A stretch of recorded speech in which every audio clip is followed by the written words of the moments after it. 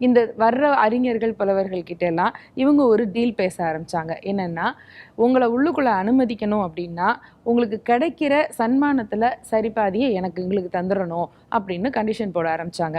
முதல்ல ஒருத்தர் 2 பேர் கொஞ்சம் அதிர்ச்சியா இல்ல இல்ல முடியாது அப்படின்னு சொன்னாலும் உள்ளுக்குள்ள போகவே அனுமதி கிடைச்சாதானே நமக்கு வேண்டியது பொருளை வாங்க முடியும். அப்ப இவங்க கேட்குற அந்த சன்மானத்துல பாதியை கொடுக்க தான் வேணும் அப்படின்னு ஒத்துக்க ஆரம்பிச்சாங்க. இப்ப இவங்க காட்டுல மழை. ஒவ்வொருத்தரா வருவாங்க, உள்ள போவாங்க. அங்க அவங்களுக்கு என்ன கிடைக்குதோ அதுல சரிபாதியான பங்கை கொண்டு வந்து இந்த காவலாளிகள்கிட்ட கொடுத்துட்டு போய்கிட்டே இருப்பாங்க. இப்படி ஒவ்வொரு நாளும் நடக்க ஆரம்பிச்சிச்சு. இது சில வாரங்கள் மாதங்களும் போயிட்டே இருந்துச்சு. இப்படி இந்த காவலாளிகள் எல்லா புலவர்கள் கவிஞர்கள் கிட்டையும் அவங்களுக்கு வேண்டிய அந்த பாதி பங்கை வாங்கிக்கிட்டே இருந்தாங்க. இந்த விஷயம் அரண்மனைக்குள்ள இன்னும் போகல. ஆனா இது வெளியில பரவலா பேச ஆரம்பிச்சிட்டாங்க எல்லாருமே. இது மாதிரி அந்த ராஜாவுடைய அரண்மனை வாசலுக்கு நம்ம போய் நின்னோம்னா அந்த காவலாளிகளுக்கும் நம்ம பங்கு கொடுத்தாதான் உள்ள விடுறாங்க அப்படிங்கிற செய்தி போக ஆரம்பிச்சுது. அப்ப அந்த நாட்டுப்பற்று இருக்கிற ஒரு துடிப்பான இளைய கவிஞன் ஒருத்தர்.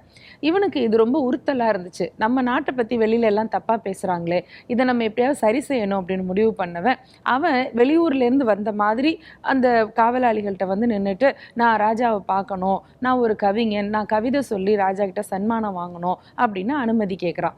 இப்போ இந்த காவலாளிகள் 2 பேரும் வழக்கம் போல, நீ சரி சரி உள்ள போகிறதா இருந்தா உனக்கு என்ன கிடைக்குதோ அதுல பாதி எனக்கு தந்துடணும் அப்படின்னு வழக்கம் போல அவங்களுடைய நிபந்தனையை சொன்னாங்க. சரி, நிச்சயமா தந்துடுறேன், உங்களை தாண்டி நான் போயிட முடியுமா, உங்களை ஏமாத்திட்டு போயிட முடியுமா, நிச்சயமா நான் தந்துடுறேன்னு இவன் உறுதி சொல்லிட்டு உள்ள போனான். உள்ள போய் இவன் வந்து எழுதிட்டு வந்த கவிதையை அப்படி தர்பார் மண்டபத்துல பாடுறான். இவனுக்கு அந்த கவிதை ராஜாவுக்கு ரொம்ப பிடிச்சு போச்சு, இந்த கவிஞன் சொன்ன கவிதை. இப்ப மந்திரியை கூப்பிட்டு அவன் என்ன சன்மானம் கேட்குறானோ அதை கொடுத்து அனுப்புங்க அப்படின்னு சொல்லிட்டு ராஜா போயிட்டார்.